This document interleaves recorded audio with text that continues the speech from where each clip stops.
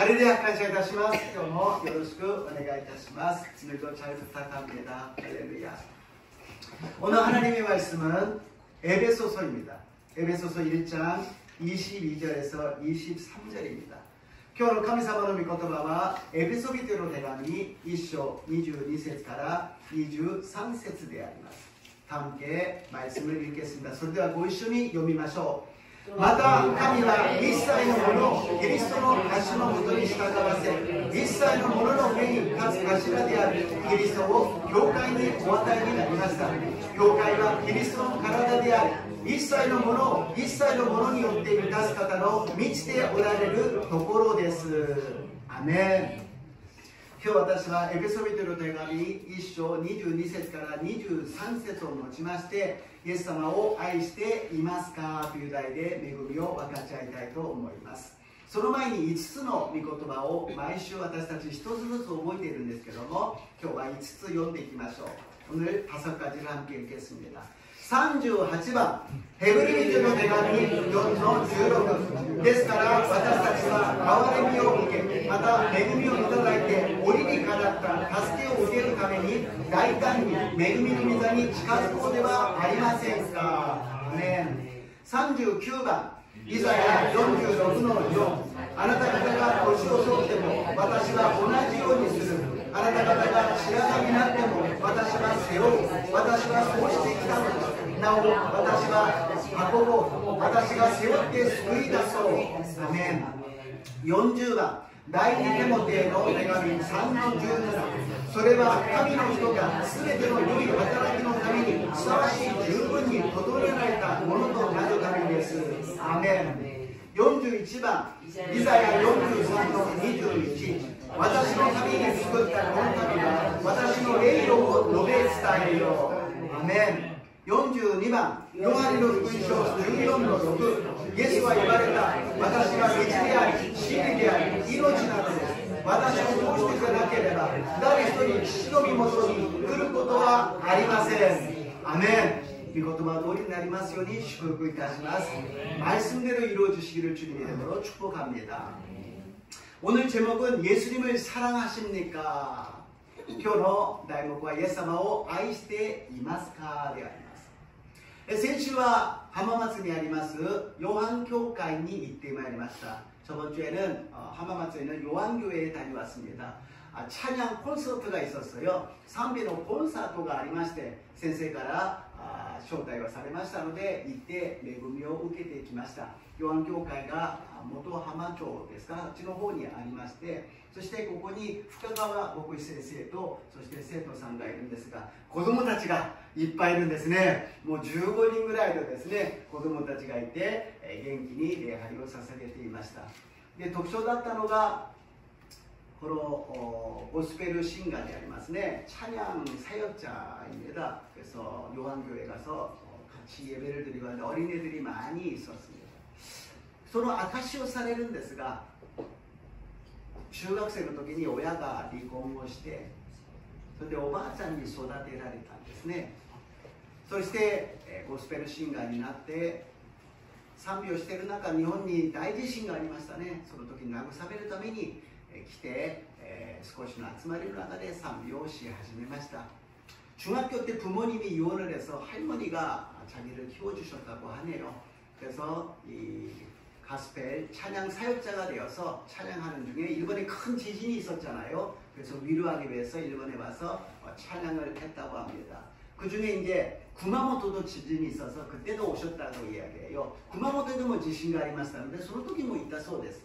小さな日本の教会でありました。 작은 일본 교회였어요. 근데 そこでですね、すごい神様の12月だったんですが、クリスマスプレゼントをいただいた。なんとその小さな日本の教会で母と会ったのであります。그 작은 일본 교회에서 크리스마스 12월 달인데 어머니하고 만났다라는 거예요. 주소도 아무것도 몰랐던 그 어머니를 일본에서 만났다라는 거예요. 주소는 아니고 와카라나이そのお母さんとそこで会ったということであります。そして分かち合いながら、そして連絡をしていたんですが、 연락도 하고 좋은 시간을 보냈었는데 어머니가 혼자서 일본에서 가게를 열심히 일하다 보니까 무리를 하셨는지 몸조시가 안 좋았습니다. 母親が日本で食堂しながら一生懸命一人で暮らしてきましたので無理をしたんでしょうか。体の調子が悪くて病院に行ったら膵臓がんの末期だったということであります。촬영함에 말기였다라는 것입니다. そしてそのお母さんを天国に見送ることになりました。 천국으로 보내게 되었어요. 참 슬펐지만 本当に悲しかったけど、でも神様が最後の時に教会で出会い、そして最後見とることができ、そして天国で再会できる恵みを与えてくださった。 정말 만난 기쁨이 넘쳤지만 또 어머니를 천국으로 보내는 아픔도 있었지만 천국에서 다시 볼 수 있는 은혜를 주신 것에 감사하면서 일본 땅에 작은 도시라도 작은 지방이라도 돌아다니며 찬양을 하는 사역자였습니다. そのお母さんが住んでいたこの日本で少しでも多くの方に慰めを与えるために賛美を捧げながら回っている方でありました。とてもジーンとくるところですね。そう、私たちは愛しても愛してもその愛は必ずここには終わりがあるのです。이 세상에서 아무리 사랑하고 사랑한다 하더라도 그 사랑은 끝이 있다는 것입니다. 그러나 우리들의 예수님은 영원한 사랑을 허락하여 주신 줄로 믿습니다.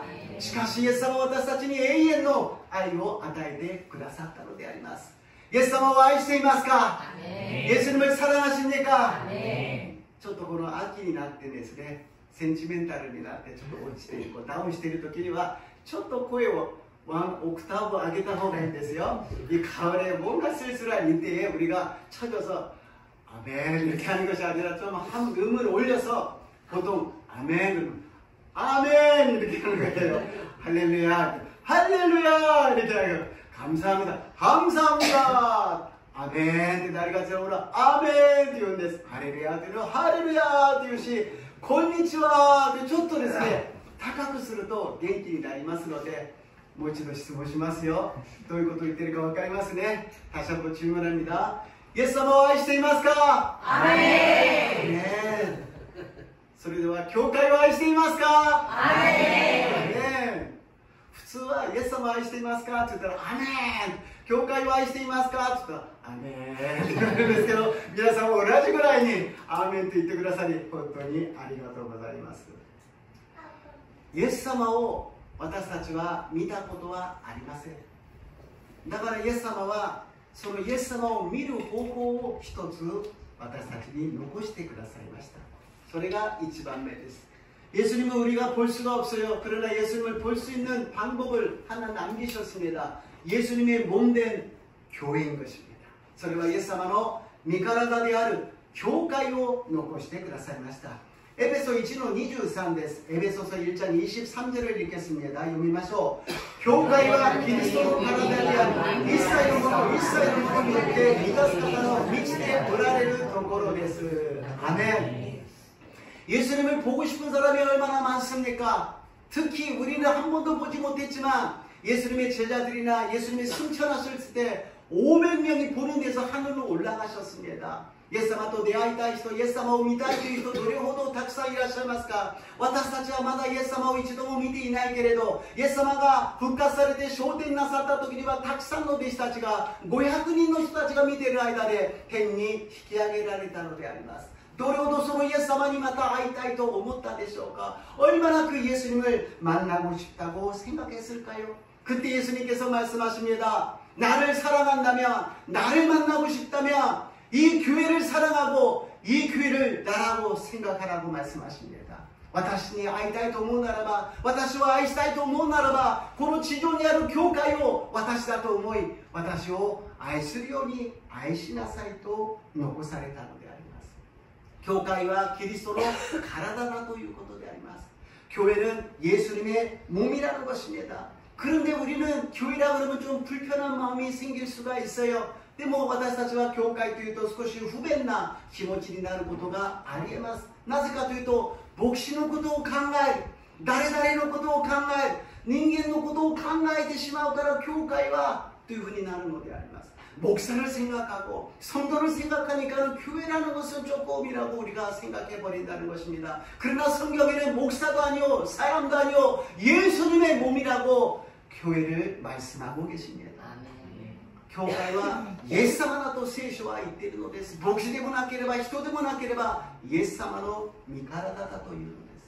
ブドウの木の例えで、私があなた方の中に、あなた方が私の中にとどまるならば、何でも私に求めなさい。私がそれを行いましょう。포도나무에 비유해서 내가 너희 안에, 너희가 내 안에 구한다면 무엇이든지 구하라. 그러면 내가 시행하리라고 말씀하십니다. 내 안에, 그리고 너희가 우리 안에 있다라는 것이 무슨 뜻입니까? 私があなた方の中に、あなた方が私の中に、それはどういうことなのでしょうか。もちろん御言葉を信じて私たちの中に生きておられることなんですが、 물론 말씀을 믿고 우리 안에 말씀이 역사하는 것을 말씀하시지만 조금 더 우리가 알기 쉽게 표현을 한다면, もう少し分かりやすく表現するならば、イエス様の中にいるということは、 예수님 안에 있다라는 것은 세상에서 예수님을 믿고 회개하고 구원을 받습니다. 世の中で神様に導かれてイエス様を信じて悔い改めて救いを受けるのです。そうするとイエス様の中に私たちはいるのであります。そうすると私たちはイエス様の中にいるのであります。今日私たちは教会、この建物ではなくイエス様の中にいると信じます。 오늘 우리는 이 건물이라는 교회가 아니라 예수님 안에 우리가 있는 줄로 믿습니다. 교회 왔을 때 우리는 항상 생각해야 되는 것은 나는 지금 예수님 안에 있다, 나는 예수님 안에 들어왔다라는 것을 생각하시기를 주님 이름으로 부탁합니다.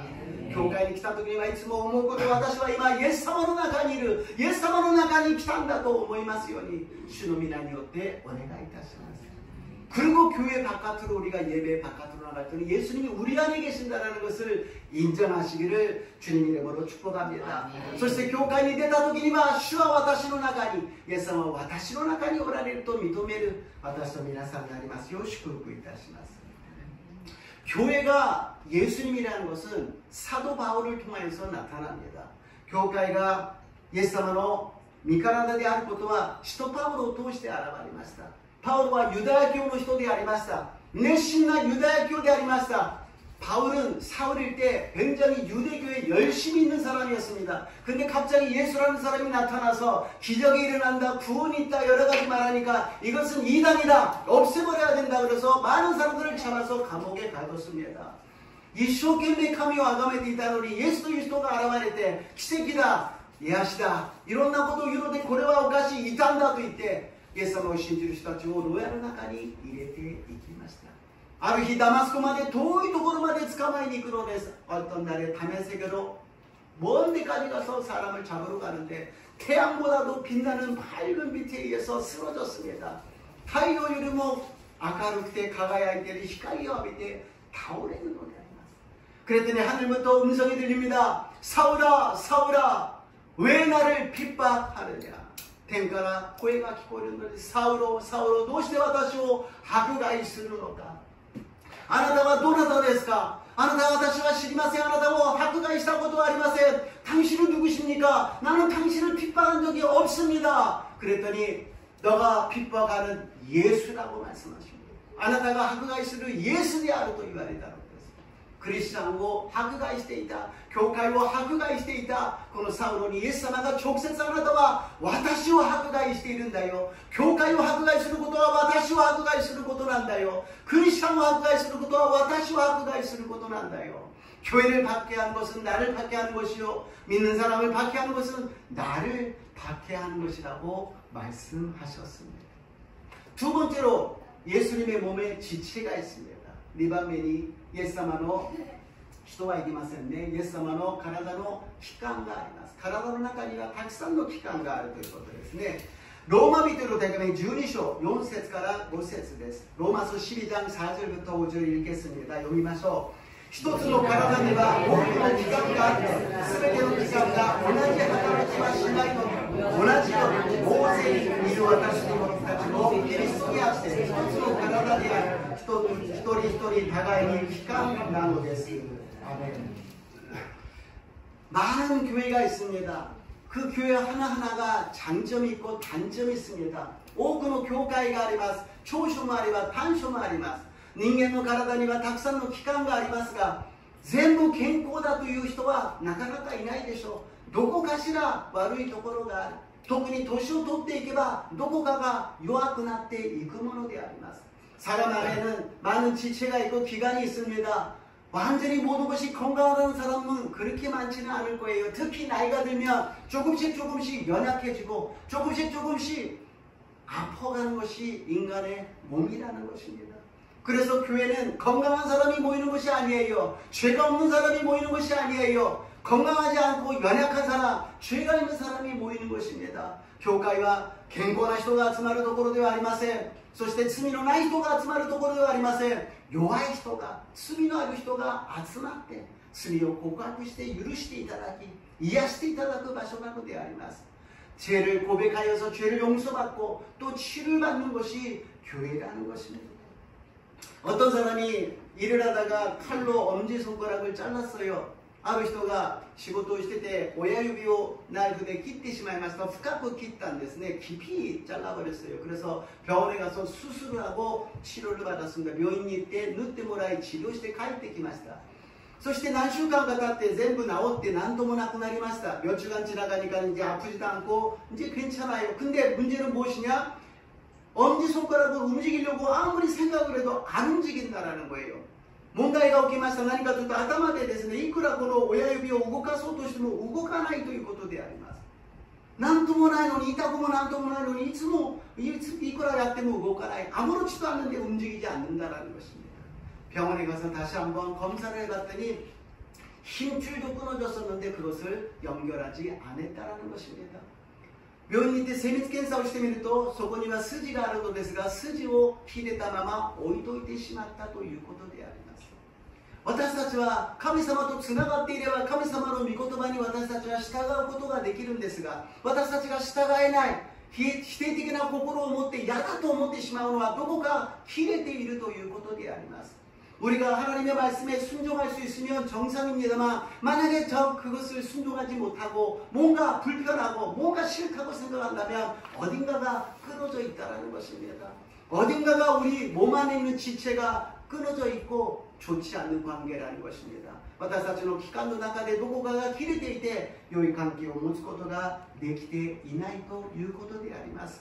그것은 내 힘으로 치료할 수 없습니다. 주님이 고쳐주셔야 된다는 것입니다. 그래서 우리는 모여서 예배를 드리는 것입니다. 예배 드릴 때 죄만 용서받는 것이 아니라 축복만 받는 것이 아니라 치료도 받는 줄로 믿습니다. 弱い私たちは力を受けて癒されるために礼拝を捧げるのです。礼拝を捧げて罪が許され祝福を受けるだけではなく私たちは癒されるのであります。弱いところが強められるのであります。 教会というものをこの建物だと考えると私たちはいろんな考えが出てきてしまいますがイエス様の体だと思えば私たちは考え方が変わるのです。 이 교회가 이 건물이라고 생각하면 우리는 여러 가지 생각이 있습니다. 그러나 이 교회가 예수님이 몸이라고 생각한다면 우리는 더 하나님을 깊이 알 수 있다는 것입니다. 어떤 교회에 야증을 내면서 빌리고 있었어요. 그런데 이제 목사님하고 성도님이 마음이 하나가 되어서 성전을 구입했습니다. 론이지만 구입을 했어요. 자칭처럼 내면서 구입하게 되었어요. 아る教会がありました。家賃を払って借りていたんですが、牧師先生と生徒さんが一緒に心を合わせてそこの建物を買いました。そして毎月の支払いは家賃のぐらいの程度にしてローンを払うようになったのです。そしたらそこの執事さんが言いました。前は教会の掃除をしたり台所を使う時に借りてるところだからそんなにきれいにしなかったそうであります。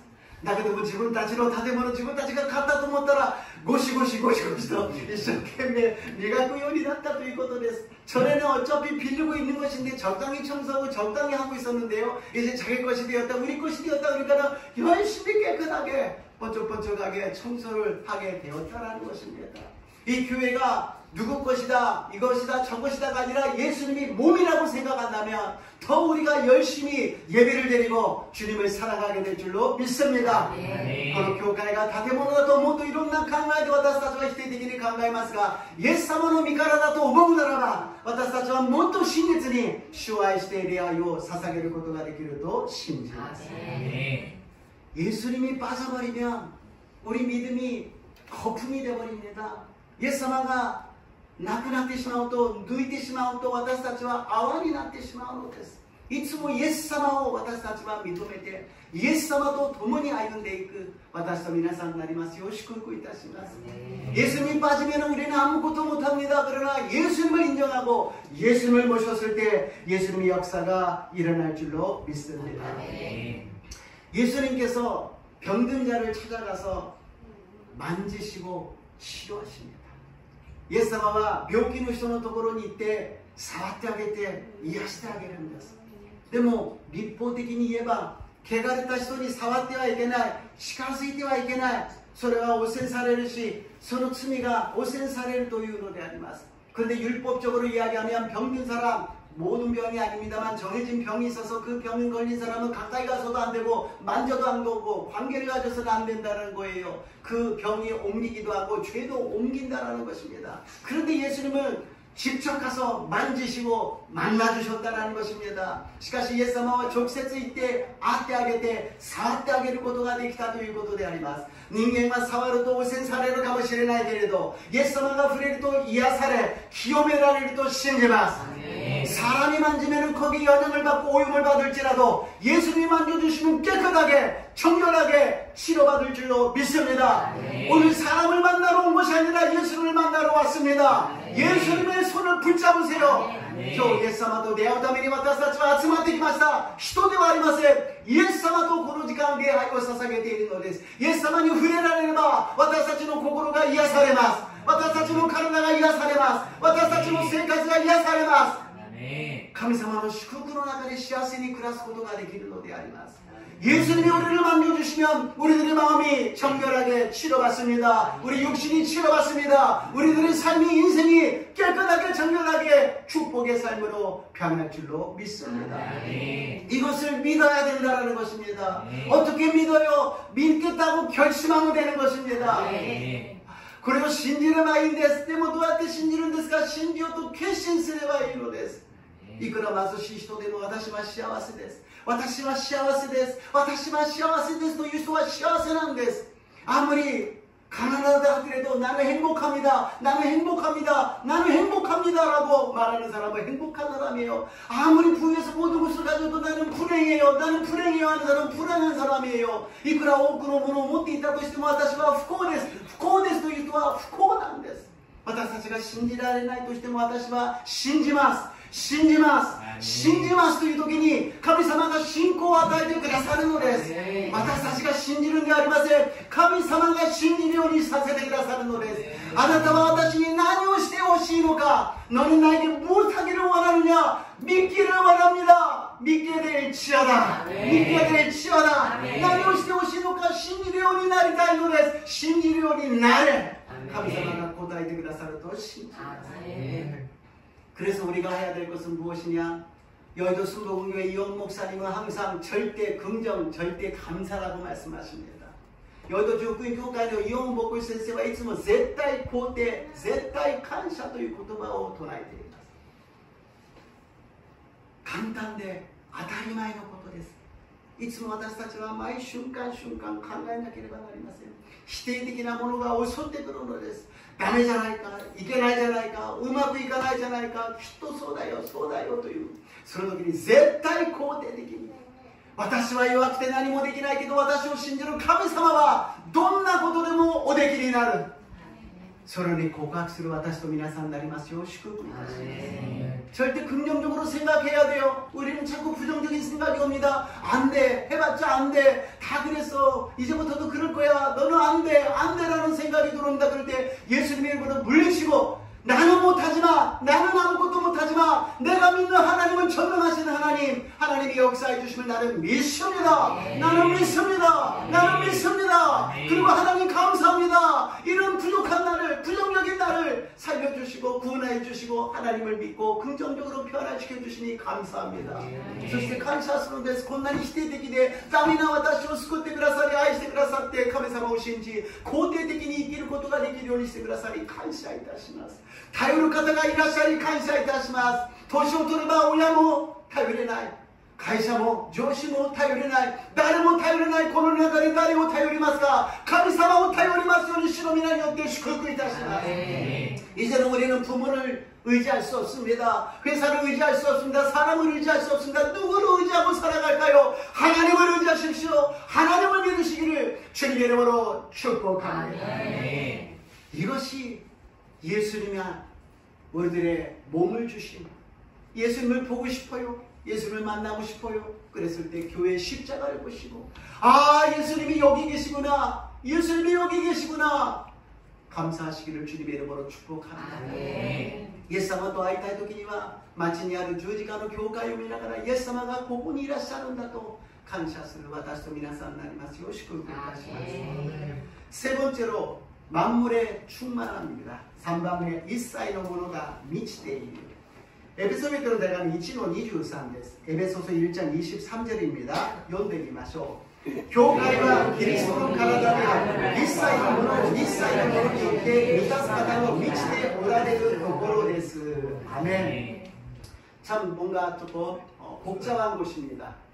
만물 안에서 만물을 충만하게 하시는 이의 충만함이니라. 뭔가 알 것 같으면서 모를 것 같은 것입니다. 一切のものによって満たす方の満ちておられるところですってなんか複雑でちょっと分かりづらいものでありますが、一言で言えばイエスさんは충만한方だということであります。 한마디로 말씀드리면 예수님은 충만하신 분이라는 것입니다. 그래서 모든 것을 충만하게 채워주시는 분이라는 것입니다. それで全てのものを充満に満たしてくださる方だということであります。 하나 그림을, 예수님의 충만이 어떤 충만인가, 예수님의 충만은 도유 충만인가. この周りのは地球ですよ。이 동그란 것은 지구입니다. 예수님의 권세를 발밑으로 세상을 갖다가 이렇게 지도하는 능력을 주셨습니다. 예수님과 요나가의全てを支配する権を足元に与えてくださいました。 그리고 이 위에는 하나님의 나라입니다. この上のは神の御国なんです。 その間には先週言ったように壁があって決して渡ることができないところでした。 저번 주 말씀드린 것 같이 벽이 담이 있어서 절대로 넘어갈 수 없는 세계였습니다. 근데 예수님이 다리가 되어 주셔서, 예수님의 몸으로 다리가 되어 주셔서 예수님을 통하여서 갈 수 있게 되었다는 것입니다. イエス様が橋となってくださり、架け橋となってイエス様を通して神様のところに行くことができるようになったということであります。 そしてそれを教会だと今日は言っているのです。 그것을 오늘 교회라고 말씀하십니다. 교회의 머리는 예수님이시요 교회의 몸은 예수님이시라고 말씀을 드렸습니다. それで教会の頭はイエス様であり、教会の体はイエス様だと言っているのです。その中にイエス様が私たちを迎えてくださった。 그 안에 예수님이 우리를 들어오게 만들어 주셨다는 것입니다. 근데 이 예수님이 뭐가 충만하냐? 하나님의 영광이 충만하게 나타납니다. 하나님이 계획하신 것, 하나님이 말씀하신 것, 모든 것을 이루시는 분이십니다. 생육하고 번성하라, 충만하라고 말씀하신 그 하나님의 말씀을 예수님이 모든 것을 이루어 주셨다는 것입니다. 세상에 있는 모든 것을 충만하게 채우시는 분은 하나님이 아니라 예수님께서 이루어 주셨다는 것입니다.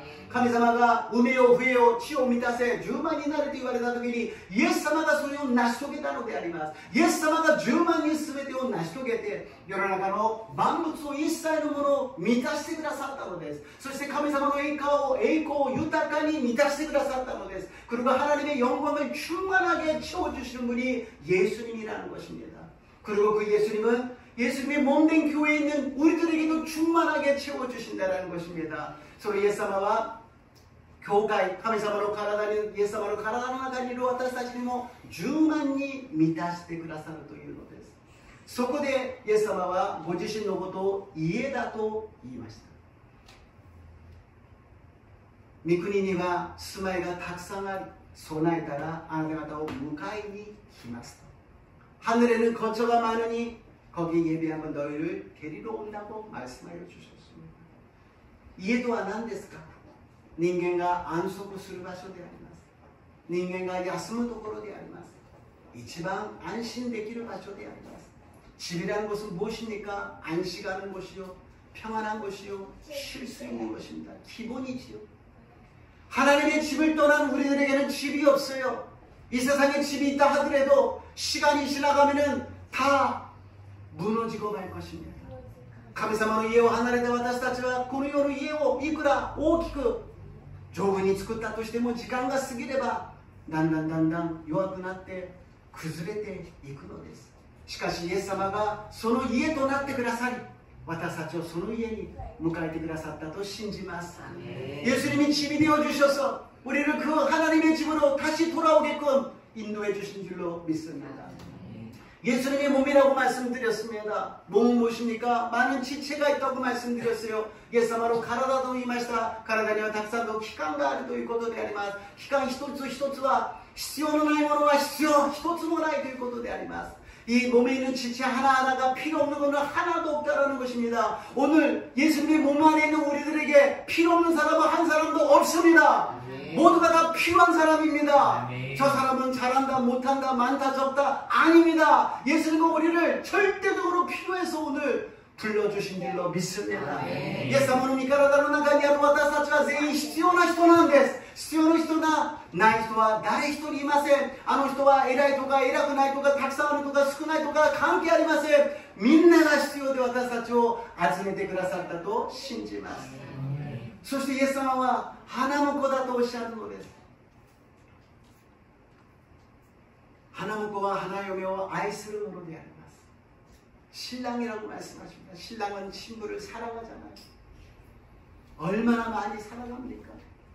신혼부부라 그러면은 인고부부라 그래서 인고같이 뽀뽀하고 사랑하고 그런 거 아니겠습니까? 신공 덩나니 아이샤 때마스까? 인고로 요리 또一緒にいて또 아이샤 오므로 되니問題は何か? 家もこの世にいる間弱くなって崩れていくということです。体も弱くなって病気になっていくということです。花婿であろうと花嫁であろうといくら愛してもその愛は冷めてしまうということです。 질이 아무리 좋아도 낡아지는 것이요 몸도 아무리 건강해도 연약해지는 것이요 아무리 신랑 신부가 사랑한다 하더라도 그 사랑이 식어버린다는 거예요. 왜냐? 시간이 흐르기 때문에 どうしてか時間が流れるからです。今日は嬉しいな、いやー最高だ、やったー、うわーと言うんだけども明日になるとまあちょっと気分良かったよな。明後日ぐらいになると또 다면이ついてしまう。 이게 길지가 못해요. 첫사랑에 막 보고 싶고 또 만나고 싶고 뭐 하고 있을까 전화 걸을까 또 할까 막 뜨거웠던 그 마음이 시간이 지나면 그것이 없어집니다. 初恋で好きでたまらなかった、愛してて何してるんだろう、また会いたいなと思ったらドキドキワキワクしてたその気持ちもどんどん廃れていくのです。どうして時間が過ぎるからなんです。 시간이 지나가기 때문에 이것이 그렇다는 것입니다. 근데 예수님은 충만하시다는 것은 무슨 뜻이냐? 하늘에는 시간도 없고 공간도 없다라는 것입니다. 神の御国には時間も空間もないということであります。私たちの時間は水平に流れていきます。神様の時間は水平ではありません。垂直なんです。 하나님의 시간은 수평이 아니에요. 수직입니다. 그러니까 지금 내가 너무 좋다라는 것이 영원히 되는 것입니다.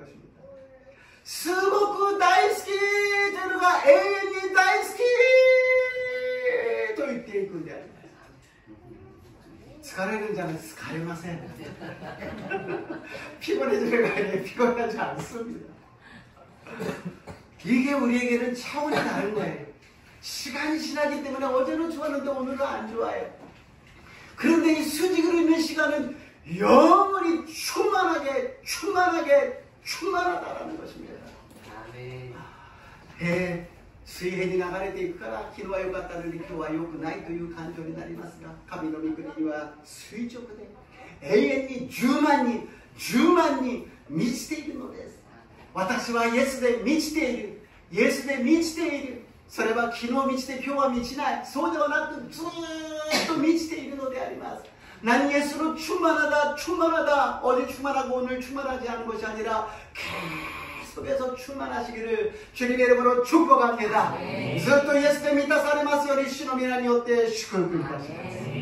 結論です。결론입니다. 에베소서 1장 3절에서 4절입니다. 에베소 1장 3節から4節です。ご一緒に読みましょう。私たちの主イエス・キリストの父なる神が褒めたたえられます。神はキリストにあって天にあるすべての霊的祝福を持って私たちを祝福をしてくださいました。すなわち神は私たちの世界の元にも置かれる前から神にあって選び、めまいで清く傷のない模様にしようとされました。모든 신령한 복을 주셨다고 이야기합니다. 全ての霊的な祝福を与えてくださったと言っています。旧約を一言で言うならば、神様が世界の元井が置かれる前に私たちを選ばれたということであります。 구약성경 우리가 정리하기로만 한마디로 말씀드리면 창세전에 주님께서 우리를 선택하여 주셨다라는 것입니다. 천지를 창조하시기 전에 하나님께서 우리를 선택하여 주셨다라는 것입니다. 全世界が天地が作られる前から神様は私たちを選ばれたということであります。すごいことじゃありませんか? 괜찮은 것이 아닙니까? 이렇게 하나님이 우리를 선택해 주셨다는 것입니다. 고려는 私たちを選んでくださったということです。 신약をしたことであれば、イエス様が私たちを救ってくださったということであります。 신약 성경을 한마디로 말씀드리면 예수님이 이 땅에 오셔서 우리를 구원하여 주셨다라는 것입니다. 나를 구원하여 주셨다라는 것입니다. 나를 선택하고 나를 구원해 주셨다라는 것입니다. 私を選んでくださった。私を選んで私を救ってくださったということです。イエス様がこの地に来られ私たちを救ってくださったということが新約聖書であります。そして今の時代は聖霊の時代で 神様の霊が私たちと共におられるということであります。 지금은 성령의 시대요. 하나님의 영이신 성령이 우리와 함께 계신다는 것입니다. 이것이 어제나 오늘이나 영원토록 변함없이 계속될 줄로 믿습니다. これが昨日も今日もいつまでも変わることなく、いつまでもいつまでも続くと信じます。教会はイエス様の愛が満ちているところであります。 教会はイエス様が愛している人が集まる場所であります。 교회는 예수님의 사랑이 충만한 곳이요, 교회는 예수님의 사랑받는 사람이 충만하게 모이는 곳인 줄로 믿습니다. 여러분은 예수님부터 사랑을 받고 있습니다. 皆様イエス様から愛されています。